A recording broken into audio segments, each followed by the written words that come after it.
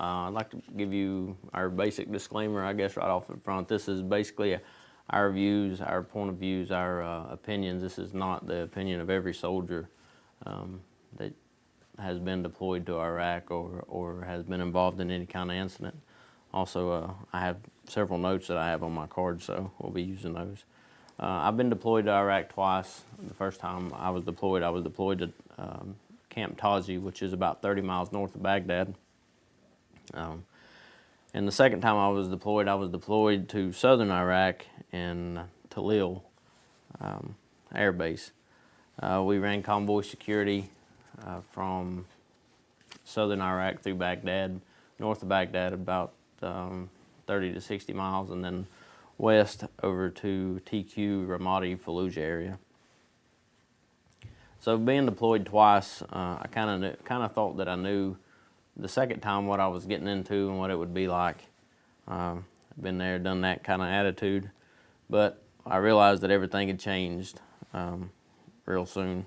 Even the mobilization process. The first time I mobilized, I had 11 days of mobilization time. That was from the time that I found out I was going to the time I was sitting in Kuwait.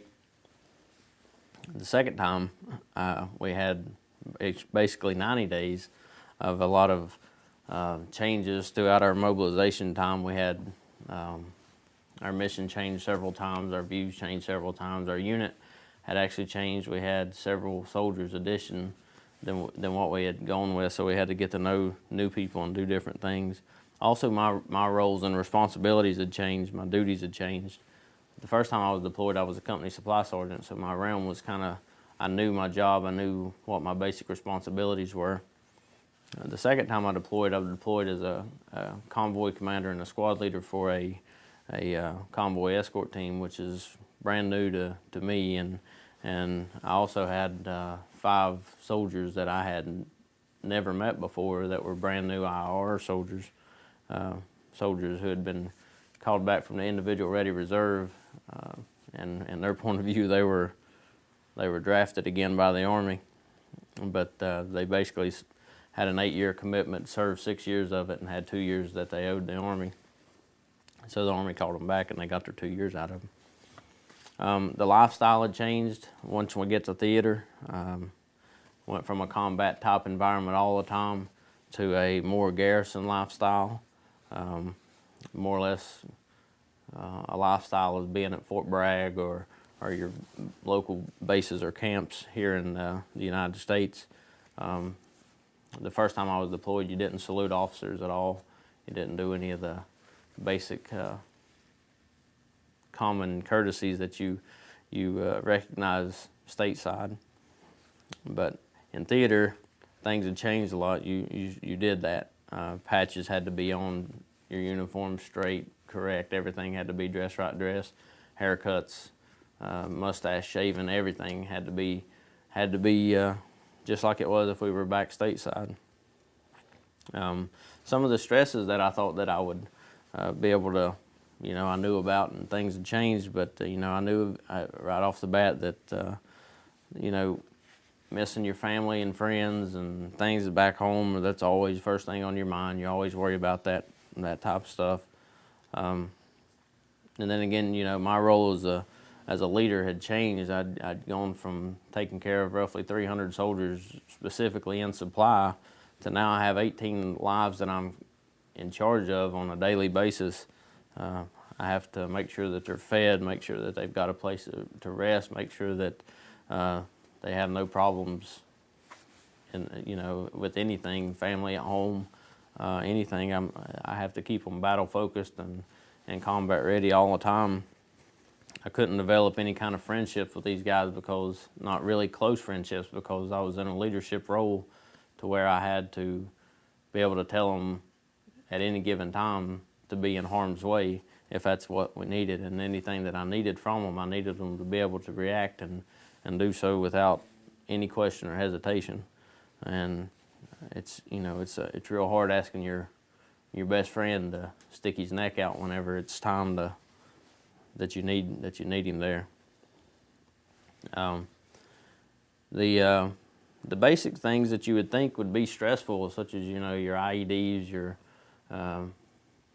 the roadside bombs, the small arms fire, the basic combat stuff, the stuff that you think would really stress you became an everyday part of life, and it really didn't.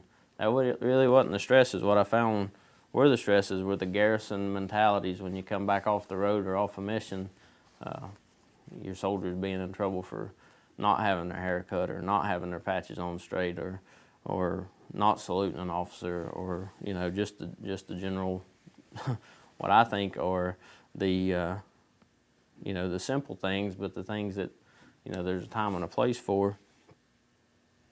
One other thing that I really realized was a stress that you don't really consider on a day-to-day basis is your gear and your temperature that we worked in Iraq. In the summertime, it gets anywhere from 110 to 130 degrees outside, and in the vehicles we were in, with all the gear that we had, we actually measured our temperature to be 150 degrees inside a truck one day, and we had the great big liter bottles, or 2 liters, or whatever they were, 1.5 liter bottles of water, and you could drink it in 3 or 4 bottles of water in a couple hours and never sweat. It was always amazing to me that you could do that, or never even have to go to the bathroom.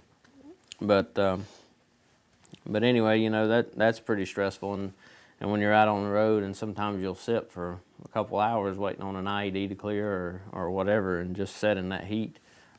It's a real stress and toll on your body.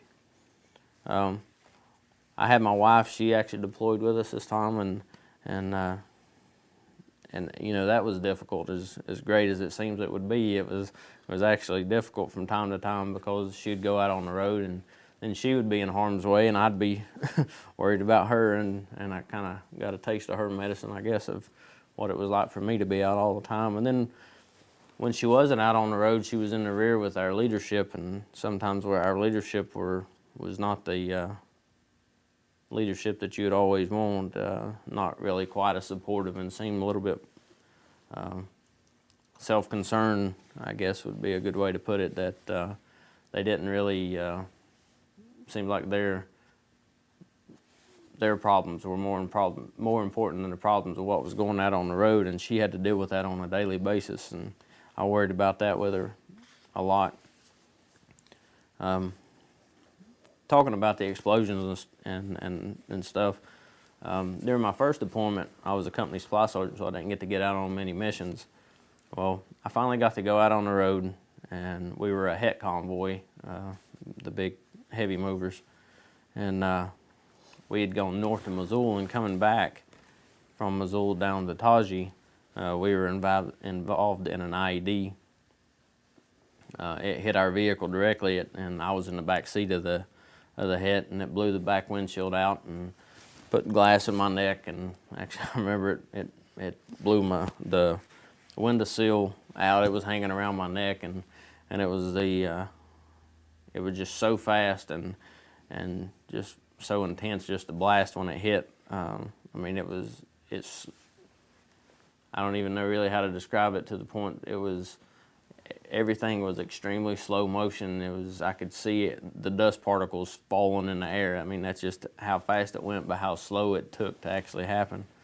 As a result of that, I lost my hearing for about 2 or 3 days. I couldn't hear anything at all, and I had a real high pitch ring in my ear all the time.